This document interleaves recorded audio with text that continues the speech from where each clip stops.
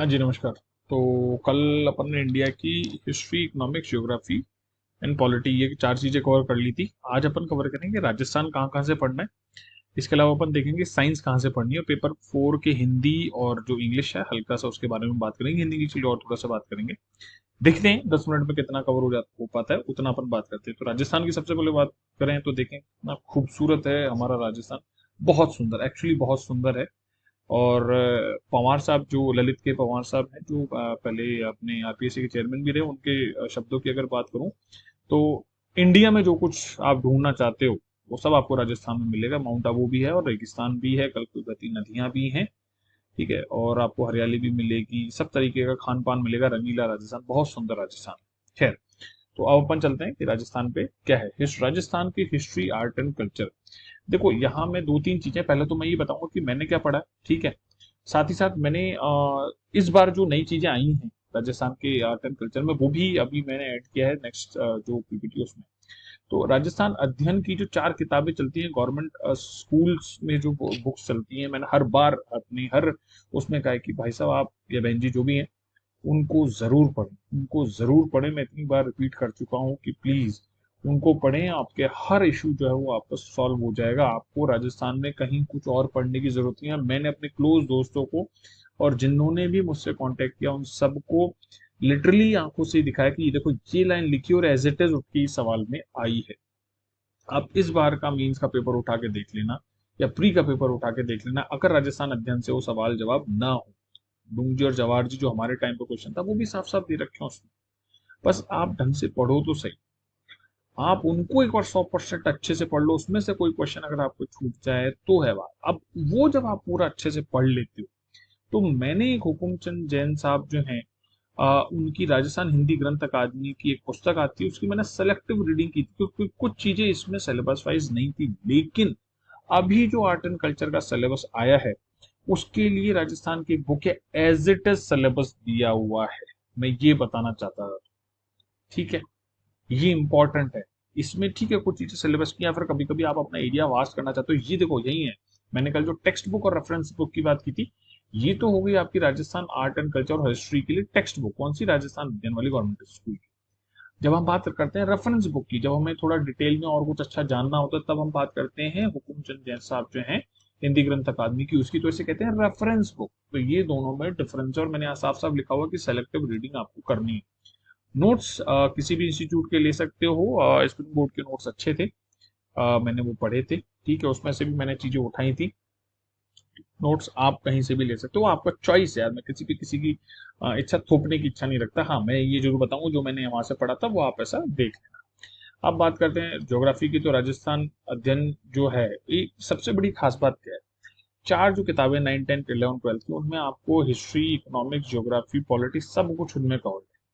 4 पुस्तकों में, वो भी पतली पतली पुस्तकों में, जब आपके सिलेबस का अधिकांश भाग कवर कर लिया जाए तो मैं ये सरप्राइज होता हूँ कि बच्चा कंफ्यूज क्यों है। सब कुछ साफ साफ बता रखा है। अच्छा, कुछ लोगों ने सवाल पूछा है कि भाई इंडियन ज्योग्राफी के लिए बर्नवाल सर की एक बुक है। हाँ, आप लोग को पढ़ना है, पढ़ लीजिए। मैंने तो बताया मैंने जो पढ़ी है, बर्नवाल जी की किताब मैंने नहीं पढ़ी है। हमेशा मोटी किताबों से बचें। जैसे मैं आपको बताता हूँ साफ साफ, मैंने लक्ष्य कभी नहीं पढ़ी। राजस्थान के लिए बहुत सारे सीखे जो लोग हैं सेलेक्टेड हैं, वो साफ बोलते हैं लक्ष्य पढ़ो। अरे भाई साहब, गलती से क्या हुआ मैं बताता हूँ आपको। रिद्धि सिद्धि पे एक कोई बुक डिपो है, नाम मुझे याद नहीं था, वहां मैंने जाके लक्ष्य मांगी। किसी ने बोला मुझसे कि लक्ष्य देख लेना, खरीद लेना। लक्ष्य इतनी मोटी किताब थी, मैंने देख के ही उससे कहा भाई मैं इसको जीवन में कभी नहीं पढ़ पाऊंगा, लिटरली कह रहा हूँ। तो मैंने लक्ष्य किताब कभी नहीं पढ़ी। अब मैं आपको इंटरेस्टिंग फैक्ट बताता हूँ, जितने भी आपको फैक्ट जो है ना, जो चाहिए आपको, वो सब एक पुस्तक में मिलेंगे। और उस पुस्तक को भी मैं बताऊंगा 2 स्लाइड बाद कि ये वो पुस्तक है जिसमें आपको लक्ष्य से संबंधित जितने भी फैक्ट हैं वो मिल जाएंगे। और सबसे बड़ी बात, आपको इतना नहीं पढ़ना है।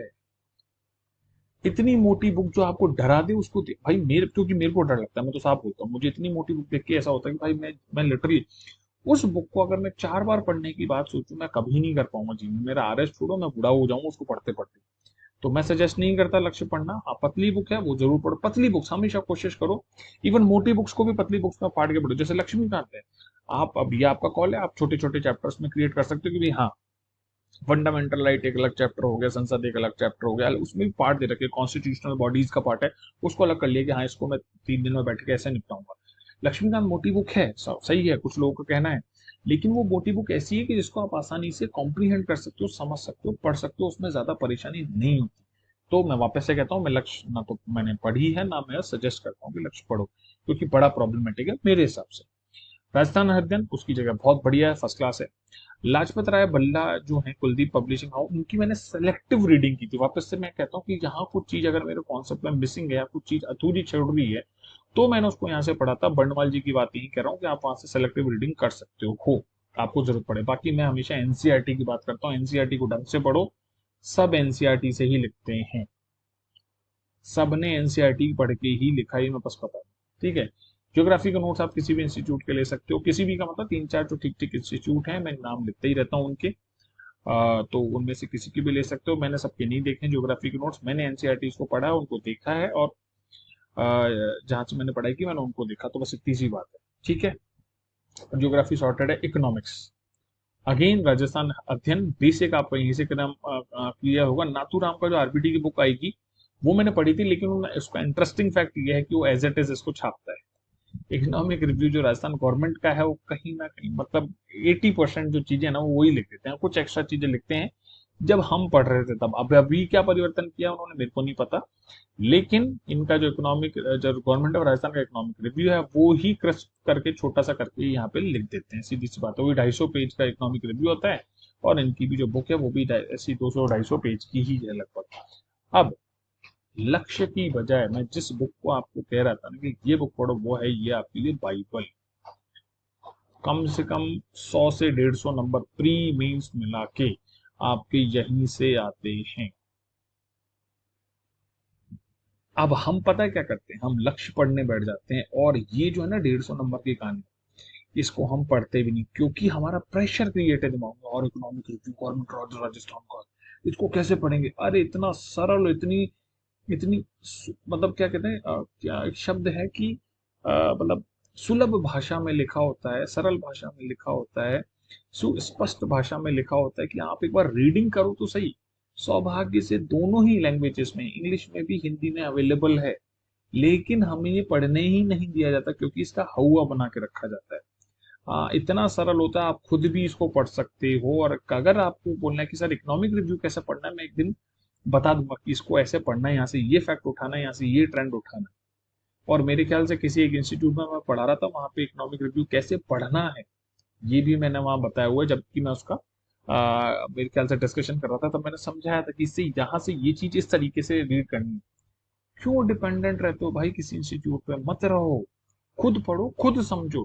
क्यों? क्योंकि कल को आके आपको हो सकता है इकोनॉमिक रिव्यू बनाना पड़े, तो अगर किसी और पर डिपेंडेंट रहोगे तो आप बना नहीं पाओ। इस चीज को समझो, काम करो, धीमा करो लेकिन पुख्ता करो, एक बार में निपटाओ। हमारी आदत जो है ना, वीक रहते हैं, उसका कारण ये है कि हम डिपेंडेंट होते हैं दूसरों पे। डिपेंडेंट बन बनो, अपने ऊपर रहो। तो मैं हमेशा बार बार ये कह रहा हूँ, लक्ष्य की बजाय पढ़ो इकोनॉमिक रिव्यू। नोट्स आप किसी भी उसके पढ़ सकते हो। राजस्थान इकोनॉमी की बात कर रहा हूँ मैं वापस से। राजस्थान इकोनॉमी का बहुत ही रेयर कोई क्वेश्चन होगा जो इकोनॉमिक रिव्यू से बाहर जाएगा। I hope I am very loud and clear, ठीक है। नोट्स आपको जहाँ जहाँ से पढ़ना है वहां से पढ़ लो। पॉलिटी की बात है, राजस्थान अध्ययन की बुक्स वापस से वही है। न्यूज़पेपर आपको देखना होगा। हाँ, नोट्स में इस बार चेंजेस आए हैं, तो आप स्प्रिंग बोर्ड के नोट्स मैंने उस समय पढ़े थे, अच्छे थे। क्वेश्चन के पैटर्न में भी चीजें चेंज बदल रहा है, तो आपकी अब देखो, मैंने स्प्रिंग बोर्ड के पढ़े थे, काम आए थे। तो आपको जहां से मिले, आप अगर किसी और इंस्टीट्यूट के तो वहां से पढ़ो, बाकी स्प्रिंग बोर्ड के नोट्स अगर आपको मिल रहे हैं तो आप वहां से पढ़ लो। सीधी सीधी सी बात है, ठीक है। ये हो गए आपकी तीनों subjects. Current affairs, current affairs India और राजस्थान दोनों लेवल की बात करता हूँ। तो मैं हमेशा से कहता हूँ, संसद टीवी का कोई भी एक सीरीज जो आती है आधे घंटे की, उसको रोज देखो।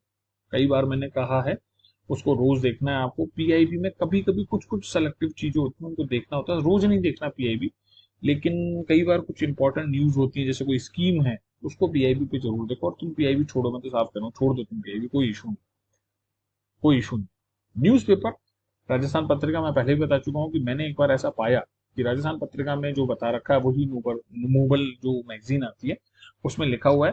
हाँ, क्विक रिवीजन के लिए बिल्कुल सही बात है। क्विक रिवीजन जैसा जो कॉन्सेप्ट है उसके लिए आप मूमल जो बुक है उसका यूज ले सकते हो, उससे फायदा होता है, ये बात सही है। बाकी रोज अखबार पढ़ने की आदत डालो, मेरा सजेशन तो ये, क्योंकि ये आपको आगे प्रशासन में जब आप आ जाएंगे तब भी आपको बहुत फायदा देगा, क्योंकि इससे आप अवेयर रहते हैं चीजों से, कहाँ क्या कैसे हो रहा है।